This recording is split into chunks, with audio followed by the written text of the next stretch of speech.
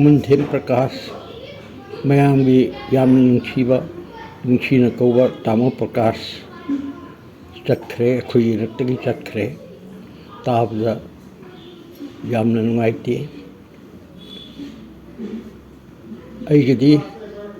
यामना कन्ना नगनना तिनिखिबसी all India radio दनी गुवाहाटी होना खंगरपदुना इम्फालदा 1963 लाबम मतुंगसिदसु याम नगना इसई नोंमाइगी मतंगदा तिनबा फंगजखी माकी इसई क्यामरुम अयाहना रेडियो सखी मनुंगदा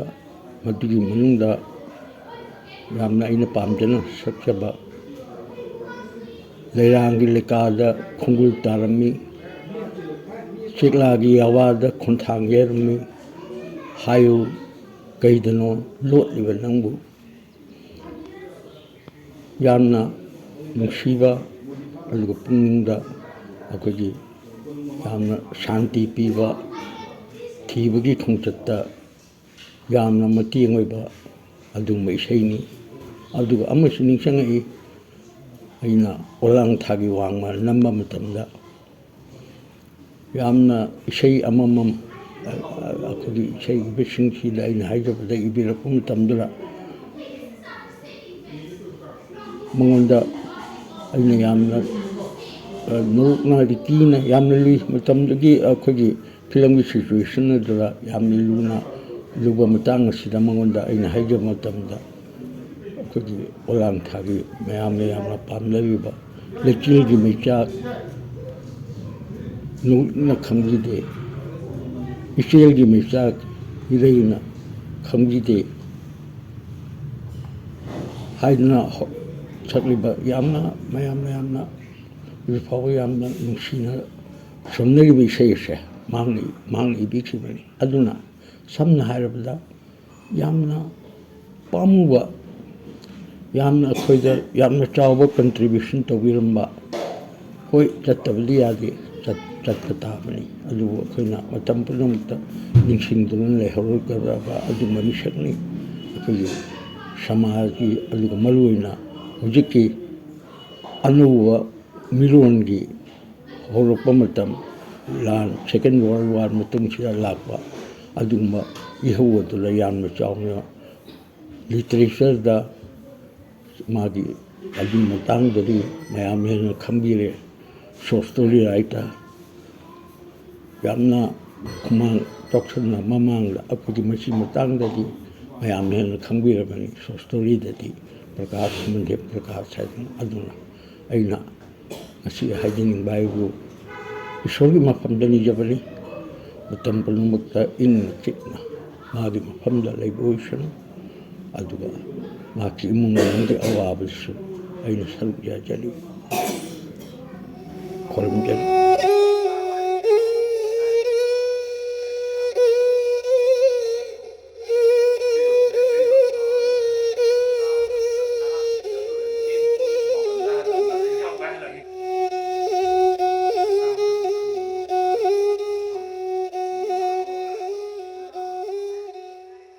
तामो प्रकाशी अइना रेडियो दा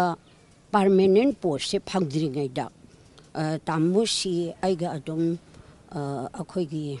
करि हाइनी कॉन्ट्रैक्ट लैरमेबको अदा मधु 1965 अदाई ओइनी अदा तामोसी मसक खंगदबा काइगी नोइबु मासे तामोसी आमना सेल्फ कॉन्फिडेंस लेमा मसासे आम थाजजबा yang thongna phaba kainoni ada tamosi khangdringaiда ahamba changbada ibani wasu khara chawchaw ngangaleba aduni ibani khanaba ga yam thokthok thokhi adubu kaina thangdadi sithi pakhum mena malakpase masida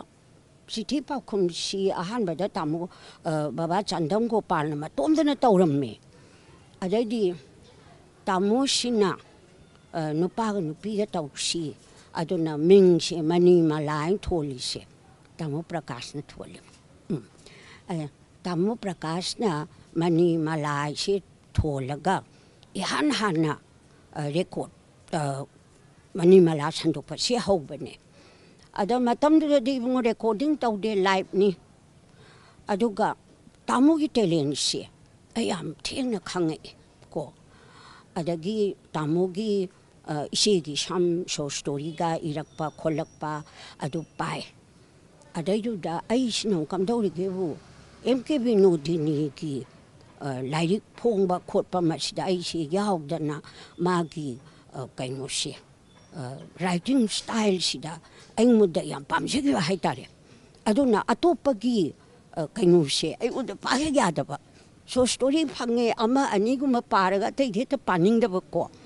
ꯑꯗꯨꯒ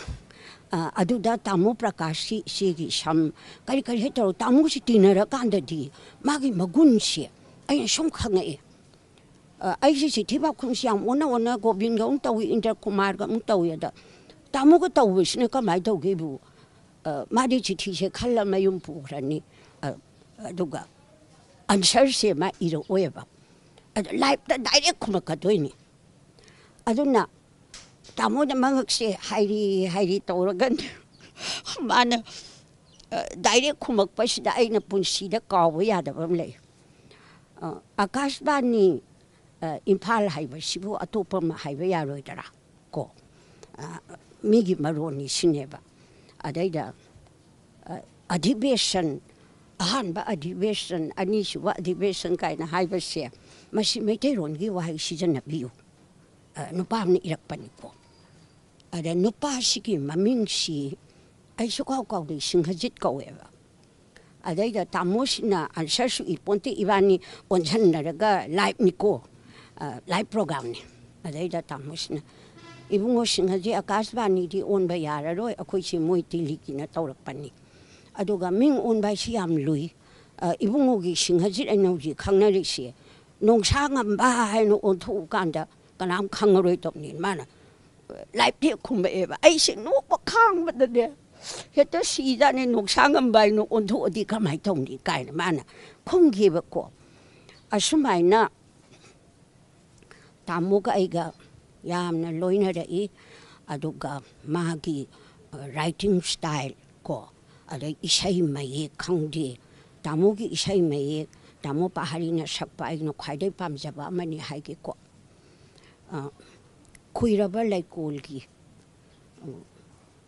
ꯀꯔꯤ ꯍꯥꯏꯕ ꯈꯨꯏꯔꯕ ꯂꯩꯀꯣꯜꯒꯤ ꯀꯩꯅꯣꯝ ꯍꯥꯏꯕꯅꯤꯅꯦ ꯌꯥꯝ ꯐꯖꯕꯅꯤ ꯀꯣ ꯃꯜꯂꯕ ꯂꯩꯔꯥꯡ ꯍꯥꯏꯕ꯭ꯔꯥ ꯀꯩꯅꯣ ꯑꯗꯩ ꯑꯃꯅ ꯕꯤꯂꯥꯁꯤꯅꯤꯒꯤ ꯅꯤꯅꯤꯒꯤ ꯆꯤꯡꯖꯦꯟ ꯄꯨꯗꯨꯅ ꯂꯥꯛꯄꯅꯤ ꯍꯥꯏꯕ ꯃꯥꯒꯤ ꯏꯁꯩ ꯑꯅꯤꯁꯤ ꯑꯩꯈꯣꯏꯒꯤ ꯃꯨꯠꯄ ꯂꯩꯔꯔꯣꯏ ꯑꯗꯨꯝ ꯑꯣꯟꯊꯣꯛꯅ ꯐꯖꯈ꯭ꯔꯦ ꯇꯥꯔꯤꯈꯩ ꯄꯦꯟꯗꯦ ꯑꯗꯨꯒ ꯇꯥꯃꯣꯒꯤ ꯑꯩꯒꯁꯤ ꯌꯥꯝꯅ ꯗꯣꯀꯨꯃꯦꯟꯇꯔꯤ ꯑꯃ ꯇꯧꯋꯤꯗꯅ ꯐꯤꯂꯝ ꯗꯤꯕꯤꯖꯟꯅ ꯇꯧꯔꯒ ꯃꯗꯩꯗꯨꯗ ꯑꯩꯅ ꯅꯦꯔꯦꯁꯟ ꯄꯤꯌꯦ ꯅꯦꯔꯦꯁꯟ ꯄꯤꯕꯁꯤꯗ ꯑꯩ ꯑꯗꯨꯏ ꯅꯨꯃꯤꯠꯇ ꯌꯥꯝ ꯀꯞꯅꯤꯡꯈꯤ ꯇꯥꯃꯣꯁꯤ ꯃꯃꯤꯠꯁꯨ ꯑꯩꯕꯨ ꯈꯔ ꯔꯤꯂꯤꯁ ꯇꯧꯕꯁꯤ ꯃꯥ ꯁꯣꯜꯂꯦꯅ ꯃꯥꯏ ꯃꯌꯨꯝꯗ ꯇꯧꯋꯦꯕ ꯑꯗ ꯑꯩꯁꯨ ꯅꯦꯔꯦꯁꯟ ꯄꯤꯕꯅꯤꯅ ꯑꯩ ꯆꯠꯂꯤ ꯐꯪꯁꯟꯁꯦ ꯑꯗ ꯑꯩꯅ ꯇꯥꯃꯣꯁꯤ ꯐꯝ ꯂꯩꯔꯝꯕꯁꯤꯗ ꯑꯩꯅ ꯇꯥꯃꯣ ꯑꯩꯕꯨ ꯈꯪꯕꯤꯔꯤꯕ꯭ꯔꯣ ꯍꯥꯏꯗꯣ ꯃꯥ ꯄꯥꯛ ꯈꯨꯝꯃꯛꯇꯦꯕ ꯑꯗ ꯑꯩ ꯀꯃꯂꯥꯅꯦ ꯍꯥꯏꯗ ꯏꯁ ꯀꯃꯂꯥ ꯍꯥꯏꯗꯣ ꯃꯥꯅ ꯑꯩ ꯈꯨꯠꯁꯦ ꯄꯥꯏꯔ ꯀꯞꯄꯦ ꯑꯩꯈꯣꯏꯅꯤ ꯉꯥꯏꯍꯥꯛ ꯀꯞꯃꯤꯟꯅꯩꯕꯀꯣ ꯑꯗꯒꯤ ꯐꯪꯁꯟꯁꯤꯗ ꯗꯥꯏꯁꯇ ꯆꯠꯄꯁꯤ ꯃꯥ ꯃꯇꯣꯝ ꯆꯠꯄ ꯉꯝꯗ꯭ꯔꯦ ꯑꯗꯨ ꯃꯥ ꯏꯃꯨꯡ ꯃꯅꯨꯡ ꯃꯤ ꯈꯔ ꯇꯧꯔ ꯁꯝꯃꯒ ꯄꯨꯏ ꯑꯗ ꯑꯗꯨꯒꯤ ꯅꯦꯔꯦꯁꯟ ꯄꯤꯕꯗꯣ ꯑꯗꯣ ꯑꯩꯒꯤ ꯂꯥꯏꯕꯛ ꯐꯕꯅꯤ ꯑꯗꯨꯗ ꯑꯩꯁꯦ ꯅꯦꯔꯦꯁꯟꯒꯤ ꯃꯅꯥꯁꯨ ꯐꯪꯉꯦ ꯇꯥꯃꯣꯒꯤ ꯀꯩꯅꯣꯗꯨꯗ ꯇꯧꯈꯤꯕꯗꯣ ꯀꯣ ꯑꯗꯨꯅ ꯇꯥꯃꯣꯁꯤ ꯑꯃꯔꯣꯝꯗ ꯑꯩ ꯑꯇꯥꯡꯕꯅꯤ ꯃꯥꯅ ꯔꯦꯗꯤꯑꯣꯗ ꯂꯩꯔꯤꯉꯩꯗ ꯁꯥꯍꯤꯇ꯭ꯌꯒꯤ ꯄ꯭ꯔꯣꯒ꯭ꯔꯥꯝꯁꯦ ꯑꯗꯒꯤ ꯃꯦꯒꯥꯖꯤꯟꯒꯤ ꯊꯧꯔꯝ ꯑꯗꯒꯤ ꯁꯩꯔꯦꯡꯒꯤ ꯀꯔꯤꯒꯤ ꯃꯥꯅ ꯂꯣꯏꯅ ꯄꯥꯏꯔꯝꯃꯦꯕ ꯑꯗꯨꯅ ꯌꯥꯝꯅ ꯇꯦꯂꯦꯟꯠ ꯂꯩꯕ ꯑꯗꯨꯒ ꯃꯥꯅ ꯍꯥꯏꯅꯤꯡꯕꯁꯦ ꯗꯥꯏꯔꯦꯛ ꯍꯥꯏꯅꯤ ꯑꯗꯨꯒ ꯃꯉꯣꯟꯗ ꯑꯩꯈꯣꯏꯒꯤ ꯌꯥꯝꯅ ꯑꯦꯅꯤ ꯆꯦꯂꯦꯟꯖꯤꯡ ꯀꯩꯅꯣꯝ ꯌꯥꯎꯋꯦꯕ ꯃꯉꯣꯟꯗ मागी कैरेक्टर्स यामना चैलेंजिंग ओइबा माना मा इंगा मोइद्रा मंगोंदे आई हेली काइबो मंगोंदो लेजैबा तामोगी याम थौना फबा अमा मदो आइना कोना खंgai अदो तामो दो लेति ताबदा आई मैमजु श्याम चचरमी अदो आई नोंगाइती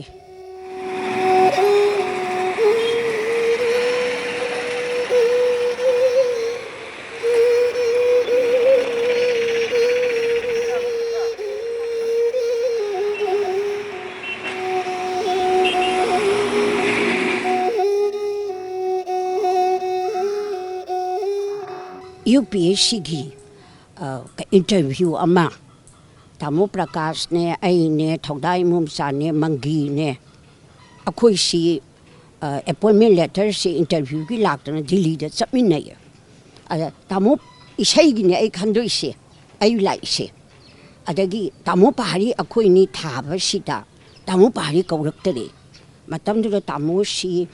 अꯩꯒꯤꯗꯤ ꯒꯨꯔꯨꯅꯤ ꯑꯗ ꯃꯥꯅ ꯈꯔ ꯑꯟꯗꯔꯒ꯭ꯔꯥꯎꯟ ꯈꯔ ꯀꯩꯅꯣ ꯇꯧꯔꯨꯕꯗꯨꯗ ꯃꯥ ꯀꯧꯔꯛꯇ꯭ꯔꯦꯕ ꯑꯗ ꯑꯩ ꯀꯧꯔꯦ ꯑꯗ ꯑꯩꯗꯤ ꯀꯔꯤꯝꯐꯥꯎ ꯍꯥꯏꯖꯄꯣꯟꯇꯦ ꯇꯥꯃꯣ ꯑꯩꯕꯨ ꯏꯟꯇꯔꯚ꯭ꯌꯨꯁꯤ ꯌꯥꯎꯅꯤ ꯍꯩ ꯏꯟꯇꯔꯚ꯭ꯌꯨ ꯌꯥꯎꯕꯁꯦ ꯅꯪꯉꯣꯟꯗ ꯅꯣꯂꯦꯖ ꯑꯃ ꯂꯩꯍꯧꯗꯦ UPSC ꯀꯃꯥꯏꯅ ꯏꯟꯇꯔꯚ꯭ꯌꯨ ꯇꯧꯏ ꯀꯔꯤ ꯇꯧꯔꯛꯏ ꯑꯗꯣ ꯅꯪ ꯀꯩꯅꯣ ꯇꯧꯒꯗꯕꯅꯤ ꯑꯗꯨꯅ ꯑꯗꯨ ꯍꯥꯏꯀꯥꯟꯗ ꯅꯪ ꯃꯤꯅ ꯐꯝꯃꯣꯏ ꯐꯝꯕ ꯌꯥꯗꯦ ꯀꯥꯏ ꯇꯥꯃꯣ ꯅꯪ ꯌꯥꯝ ꯇꯥꯛꯄꯤꯕꯀꯣ ꯑꯗꯒꯤꯗꯤ ꯀꯩꯅꯣꯁꯤꯅ ꯀꯩꯅꯣꯅ MK ꯕꯤꯅꯣꯗꯤꯅꯤꯅ ꯑꯩꯗꯤ ꯈꯔ ꯃꯔꯤ ꯊꯣꯛꯅꯩ ꯌꯨꯝꯂꯣꯟꯅꯩ ꯑꯗ ꯅꯪ UPSCꯒꯤ ꯏꯟꯇꯔꯚ꯭ꯌꯨ ꯆꯠꯂꯗꯤ ꯐꯤ ꯑꯅꯧꯕ ꯀꯦꯅꯒ ꯆꯠꯄ ꯌꯥꯗꯦ ꯍꯥꯏꯅ ꯃꯥꯅ ꯑꯩꯉꯣꯟꯗ ꯐꯤ ꯑꯃ ꯄꯤꯌꯦ ꯁꯤ ꯐꯤꯁꯨ ꯇꯥꯔꯕꯅꯤ ꯁꯤ ꯏꯜꯂ ꯆꯠꯂꯨ ꯍꯥꯏꯅ ꯃꯥꯅ ꯍꯥꯏꯔꯛꯄꯁꯦ ꯇꯥꯃꯣ ꯄ꯭ꯔꯀꯥꯁꯅ ꯑꯗꯨꯝ ꯇꯧꯔꯛꯑꯕ ꯃꯥꯅ ꯐꯨꯔꯤꯠꯁꯦ ꯃꯇꯨꯒ ꯌꯥꯎꯗ꯭ꯔꯕ ꯑꯃ ꯏꯁꯇꯤꯗꯤ ꯇꯦꯛꯇꯕꯤ ꯃꯥꯏꯗꯤ ꯏꯁꯇꯤ ꯁꯨꯛꯇꯦꯛ ꯇꯦꯛꯇꯦ ꯑꯗꯩꯗ ꯏꯟꯇꯔꯚ꯭ꯌꯨꯁꯦ ꯌꯥꯎꯃꯤꯟꯅꯩꯌꯦꯕꯀꯣ ꯑꯗꯩꯗ ꯑꯣꯖꯥ ꯇꯣꯝꯕꯤ ꯅꯤꯡꯊꯧ ꯈꯣꯡꯖꯝ ꯑꯣꯖꯥ ꯈꯦꯜꯆꯟꯗ꯭ꯔꯁꯦ ꯕꯣꯔꯠꯇ ꯀꯩꯅꯣ ꯇꯣꯝꯕꯤꯁꯦ ꯌꯥꯎꯔꯝꯃꯤ ꯑꯗꯨꯕꯨ ꯑꯩ ꯀꯩꯁꯨ ꯈꯜꯂꯛꯇꯦ ꯑꯗꯨꯒ ꯏꯃꯣꯆꯥꯁꯨ ꯈꯜꯂꯛꯇꯦ ꯃꯪꯒꯤꯁꯨ ꯈꯜꯂꯛꯇ ꯃꯥꯅꯤꯅꯦ ꯇꯥꯃꯣ ꯄ꯭ꯔꯀꯥꯁꯇꯪ ꯈꯜꯂꯦꯕ ꯀꯣ ꯑꯗꯨꯒꯤ ꯇꯥꯃꯣꯗꯤꯅꯦ ꯑꯁ ꯃꯁꯛ ꯂꯥꯛꯈ꯭ꯔꯖꯥꯠꯅꯤ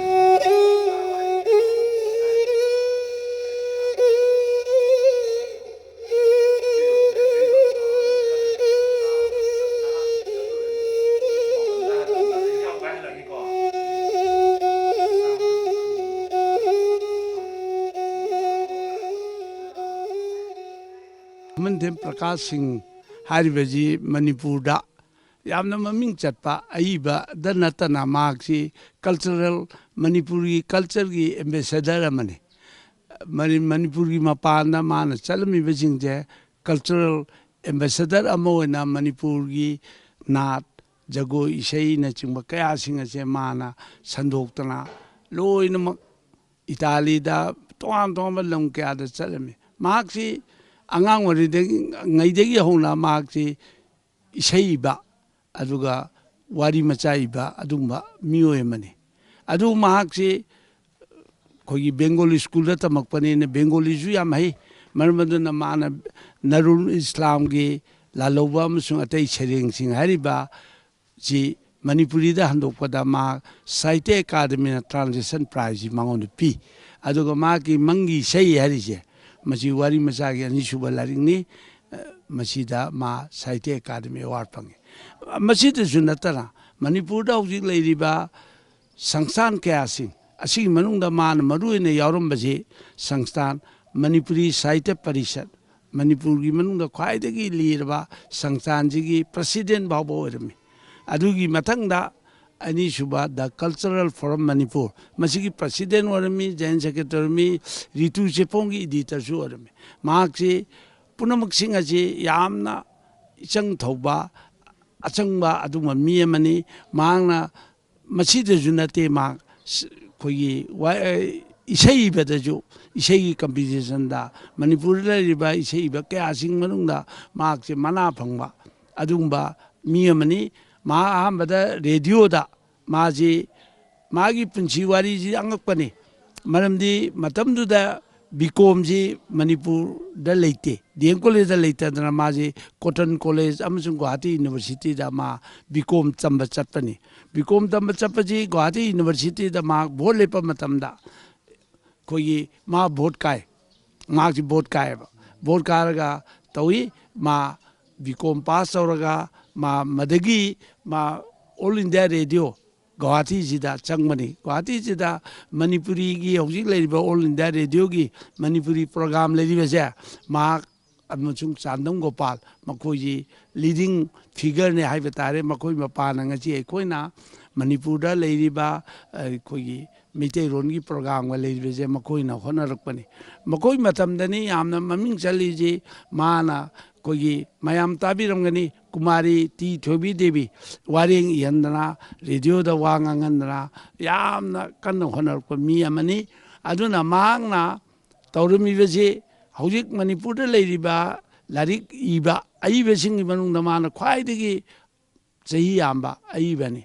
मांग मणिपुर दा फंगबा याबा मना कया अमा फंगरे कल्चरल फॉर्म जो फंगे साहित्य परिषद जो फंगे नतना नारोल साहित्य प्रेमीना चही खुद की मणिपुर लेबी खंगलगा ईयर ऑफ द राइटर है मिंथोल फंग्रे नतना मणिपुरी साहित्य अकादमी की मणिपुरी लैंग्वेज एडवाइजरी बोर्ड की कन्वीनर जी 2003 7 भाव मा कन्वीनर वरमी माना कन्वीनर वबमतमदा मणिपुरी लोल अमसुंग मयेक लोल अमसुंग साहित्य जे चाकोन मांगम मतेंग याम पांगे मधुना मणिपुर इंडिया की मीसिंग मणिपुर की मनुंगदा मार्क्स अइबा यामना डिस्टिंग्विश होइबा जेन्युइन अइबा मनी हाइना खंगदना मार्क्स माना कन्वीनर वरिंगे मतमदा कोई साहित्य की कोई रशिया मोई कंबा चेंबा का मोई मैम तौरेगा मा इंडिया की मनुंग मी तरुक खनबद मा यावरगा चलपनी मा मधुदसु नतन पृथ्वी ममुंग क्या जी चले मागी हौजिक कोई करी इफिन तवार मखोंगदा नाकथिंग बारीजे मजी हौजिक हौजिक मणिपुरी साहित्य Manipur cultural university of culture दा मजे प्रिस्क्राइब होइन तौरबने मा हौजिक तौरी अदुगा मंगी सही हारिबा मागी लाइक सिजु प्रिस्क्राइब तौबने मसीदसु नतना नॉट ओनली मणिपुर की लेरिबा university cultural university Manipur university दा नतना असम यूनिवर्सिटी दजु हारिबा मागी लाइक सि तम्मे लंकोई वारी अमा होइना यामना ममिंग चपनी महाग लेतबजी यामना मणिपुर यामना चौवा मांगजबा अमनी हौजिक मादी यामना माइथोंग यामबा अदुंबा मी अमनी मार्क्सी अंगांग वरिंगदेगी माजी करीगुंबा ओइजु पादबा अमता तौबा नते अचुंबा स्ट्रेट ओइना चटपा अदुं मी अमनी मार्क्सी अदुना माजी यंगो माना असिस्टेंट स्टेशन मास्टर ओइना माजी कार मतुंगदा माजी आदा असम ताबदगी ऑल इंडिया रेडियो की इम्फाल की मदगी आदा ताबदगी मा मधु रिजाइन तौरगा मागी मेरिट माने लेरिबा कल्चर की मयाम जी येंगे हरगा मणिपुर गवर्नर ना मार्क्सी कन्वीनर कोई director Jain dance academy तौबनी Jain dance academy मसीदा तौरिबा अहल लमन लाई गुरु ओजा गुरु सिंह तोलोब चांग नाइना फंगिबा तोलोब चाउरबिसे महांगना मणिपुर सरकार अमसुंग भारत सरकार तंगनबदगी महांगना प्लान क्या तौरेरगा महांगना मसी ओदकिबनी हौजिक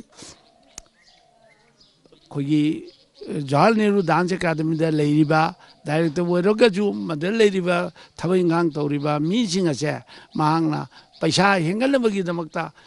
मकोई लेरिबा मकोई लारी हाइबे याय तबे याय मकोइना तौरिबा मकोई सिंददी मकोइजे मकोई की बहुत छिनबिनगाय पृथ्वीदा लेत्रबा दु मी गाक्तनी मकोई बु करी मनुंगी दबक्ता पैसा यामना पिरोइदोइदबनो हाइबा जिदा माना होनबदगी माना तौजरिबदु अचुमबने हाइबा खंगबदगी भारत सरकारना हौजिक जवाहरलाल नेहरू मणिपुर डांस अकादमी दा लेरिबा ओजा गुरु सिंह ꯃꯌꯥꯝꯁꯤꯡ ꯑꯁꯦ ꯇꯣꯂꯣꯞ ꯆꯥꯎꯔꯤꯕꯅꯤ ꯃꯁꯤꯗꯁꯨ ꯃꯇꯝꯗꯨꯗ ꯃꯥꯅ ꯗꯥꯏꯔꯦꯛꯇꯔ ꯑꯣꯏꯕ ꯃꯇꯝꯗ ꯃꯅꯤꯄꯨꯔꯒꯤ ꯑꯥꯔꯇꯤꯁ ꯀꯌꯥ ꯚꯥꯔꯠꯀꯤ ꯃꯄꯥꯟꯗ ꯄꯨꯗꯨꯅ ꯑꯩꯈꯣꯏꯒꯤ ꯀꯜꯆꯔꯦꯜ ꯃꯅꯤꯄꯨꯔꯒꯤ ꯀꯜꯆꯔ ꯑꯩꯈꯣꯏꯒꯤ ꯔꯥꯁ ꯂꯤꯂꯥꯅꯆꯤꯡꯕ ꯑꯗꯩ ꯌꯥꯎꯁꯪꯅꯆꯤꯡꯕ ꯏꯁꯩꯅꯆꯤꯡꯕꯁꯤꯡ ꯑꯁꯦ ꯁꯟꯗꯣꯛꯑꯝꯃꯦꯕ ꯃꯍꯥꯛꯁꯦ ꯇꯁꯦꯡꯅꯃꯛ ꯍꯥꯏꯔꯕꯗ he is an ambassador of the Manipuri culture Manipuri ꯀꯜꯆꯔꯒꯤ ꯑꯦꯝꯕꯦꯁꯦꯗꯔꯅꯦ ꯍꯥꯏꯕꯗ ꯍꯥꯏꯃꯟꯕ ꯊꯣꯛꯂꯣꯏ ꯍꯥꯏꯅ ꯑꯩꯅ ꯈꯪꯖꯩ ꯑꯗꯨꯅ ꯃꯥ ꯑꯃ ꯂꯩꯇꯕ ꯍꯥꯏꯕꯁꯦ ꯃꯅꯤꯄꯨꯔꯤ ꯁꯥꯍꯤꯇ꯭ꯌꯗ ꯃꯅꯤꯄꯨꯔꯤ ꯀꯜꯆꯔꯗ ꯃꯦꯟꯈꯠꯄ ꯉꯝꯂꯔꯣꯏꯗꯕ ꯑꯗꯨꯒꯨꯝꯕ ꯑꯃꯥꯡꯕ ꯑꯃꯅꯤ ꯃꯍꯥꯛ ꯂꯩꯇꯕ ꯍꯥꯏꯁꯦ ꯃꯅꯤꯄꯨꯔꯤ ꯖꯥꯇꯤ ꯑꯁꯤꯒꯤ ꯑꯣꯏꯅ ꯑꯆꯧꯕ ꯃꯥꯡꯖꯕ ꯑꯃꯅꯤ ꯍꯥꯏꯅ ꯑꯩꯅ ꯄꯟꯅꯤꯡꯉꯤ ꯑꯗꯣ ꯃꯍꯥꯛꯁꯤ ꯀꯌꯥꯝꯅ ꯅꯨꯡꯁꯤꯕꯒꯦ ꯍꯥꯏꯕꯕꯨ ꯃꯍꯥꯛꯁꯤ ꯗ ꯀꯜꯆꯔꯦꯜ ꯐꯣꯔꯝ ꯃꯅꯤꯄꯨꯔꯒꯤ ꯄꯦꯇ꯭ꯔꯣꯟ ꯃꯦꯝꯕꯔ ꯍꯥꯏꯕꯁꯤ ꯂꯨꯄꯥ 30,000ꯅꯤ ꯃꯥ ꯀꯜꯂꯤꯁꯦ 30,000 ꯀꯜꯂꯒ ꯃꯥ ꯄꯦꯇ꯭ꯔꯣꯟ ꯃꯦꯝꯕꯔꯁꯤ ꯏꯍꯥꯟ ꯄꯦꯇ꯭ꯔꯣꯟ ꯃꯦꯝꯕꯔ ꯑꯣꯏꯔꯝꯕꯅꯤ ꯑꯗꯨꯒꯤꯁꯨ ꯃꯊꯛꯇ ꯃꯥ ꯂꯥꯏꯐ ꯃꯦꯝꯕꯔꯅꯤ ꯑꯗꯨꯒ ꯂꯣꯏꯅꯅ ꯃꯍꯥꯛꯅ ꯗ ꯀꯜꯆꯔꯦꯜ ꯐꯣꯔꯝ ꯃꯅꯤꯄꯨꯔꯗ ꯑꯆꯧꯕ ꯃꯅꯥ ꯑꯃ ꯃꯥꯅ ꯇꯧꯔꯝꯃꯤ ꯃꯥꯅ ꯇꯧꯔꯤꯕ ꯃꯅꯥꯁꯤꯗꯤ ꯀꯔꯤꯅꯣ ꯂꯥꯏꯐ ꯇꯥꯏꯝ ꯑꯦꯆꯤꯞꯃꯦꯟ ꯀꯅꯥꯒꯨꯝꯕ ꯃꯃꯤꯠ ꯎꯗꯕ ꯑꯣꯔ ꯃꯅꯥ ꯇꯪꯕ ꯍꯦꯛ ꯄꯣꯛꯂꯛꯄꯗꯒꯤ ꯃꯃꯤꯠ ꯎꯗꯕ ꯃꯤ ꯑꯃꯒꯤ ꯃꯥꯒꯅ ꯑꯩꯈꯣꯏꯒꯤ ꯖꯒꯣꯏ ꯏꯁꯩꯗ ꯑꯣꯔ ꯇꯕꯤꯂꯥ ꯈꯪꯗꯦ ꯃꯁꯤꯗ ꯍꯩꯕ ꯃꯤ ꯑꯗꯨꯗ ꯃꯍꯥꯛꯅ ꯆꯍꯤꯒꯤ ꯋꯥ ꯂꯩꯇꯦ ꯃꯁꯤꯗ ꯃꯅꯥ ꯄꯤꯕꯅꯤ ꯃꯅꯥ ꯑꯁꯤ ꯂꯨꯄꯥ 25,000ꯅꯤ ꯑꯩꯈꯣꯏꯅ ꯄꯤꯔꯤꯁꯤ ꯃꯗꯨꯒꯤꯗꯃꯛꯇ ꯃꯥꯅ ꯀꯜꯂꯝꯃꯤ ꯑꯩꯈꯣꯏꯗ 2 lakh ꯑꯅꯤ ꯀꯜꯂꯝꯃꯤ ꯂꯥꯛ ꯑꯅꯤꯁꯦ ꯑꯩꯈꯣꯏꯅ ꯇ꯭ꯔꯁ ꯑꯣꯏꯅ ꯇ꯭ꯔꯁ ꯑꯃ ꯁꯦꯝꯃꯒ ꯑꯩꯈꯣꯏꯒꯤ ꯈꯨꯃꯟꯗꯦꯞ ꯄ꯭ꯔꯀꯥꯁ ꯁꯤꯡ ꯃꯅꯥ ꯍꯥꯏꯅ ꯇ꯭ꯔꯁ ꯑꯃ ꯁꯦꯝꯃꯒ ꯗ ꯀꯜꯆꯔꯦꯜ ꯐꯣꯔꯝꯒꯤ ꯃꯦꯝꯕꯔꯒ ꯇꯥꯃꯣꯒ ꯏꯟꯅꯔꯒ ꯑꯩꯈꯣꯏꯅ ꯍꯧꯖꯤꯛ ꯑꯩꯈꯣꯏꯒꯤ ꯇ꯭ꯔꯁꯇꯨꯒꯤꯗ ꯊꯝꯃꯤ ꯆꯍꯤ ꯑꯅꯤꯒꯤ ꯈꯨꯗꯤꯡꯒꯤ ꯑꯩꯈꯣꯏꯅ ꯄꯤ ꯑꯗꯨꯅ ꯆꯍꯤ ꯑꯅꯤ ꯃꯥꯒꯤ ꯃꯅꯥꯁꯤ ꯑꯩꯈꯣꯏꯅ 3ꯂꯛ ꯁꯨꯈ꯭ꯔꯦ ꯏꯍꯥꯟ ꯑꯃꯗ ꯑꯩꯈꯣꯏꯒꯤ ꯀꯨꯀꯤ ꯀꯤꯂꯣꯡ ꯀꯔꯤꯌꯦ ꯃꯗꯩꯗ ꯑꯩꯈꯣꯏ ꯃꯅꯥ ꯄꯤꯈꯤ ꯃꯊꯪ ꯑꯁꯨꯃꯥꯏꯅ ꯇꯧꯗꯅ ꯃꯅꯥ ꯄꯤ ꯑꯗꯨꯅ ꯃꯥꯅ ꯃꯅꯤꯄꯨꯔꯤ ꯁꯥꯍꯤꯇ꯭ꯌ ꯑꯃꯁꯨꯡ ꯈꯣꯔꯤꯔꯣꯜ ꯁꯥꯍꯤꯇ꯭ꯌ ꯅꯠꯇ꯭ꯔꯒ ꯈꯣꯔꯤꯔꯣꯜ ꯑꯁꯦ ꯆꯥꯎꯈꯠꯅꯕꯒꯤꯗꯃꯛꯇ ꯃꯥꯒꯤ ꯃꯁꯥꯒꯤ ꯂꯩꯖꯕ ꯑꯉꯝꯕ ꯀꯌꯥ ꯀꯠꯄꯤꯔꯝꯕ ꯑꯗꯨꯒꯨꯝꯕ ꯃꯤ ꯑꯃꯅꯤ ꯍꯥꯏꯕꯁꯦ ꯍꯥꯏꯃꯟꯕ ꯊꯣꯛꯂꯣꯏ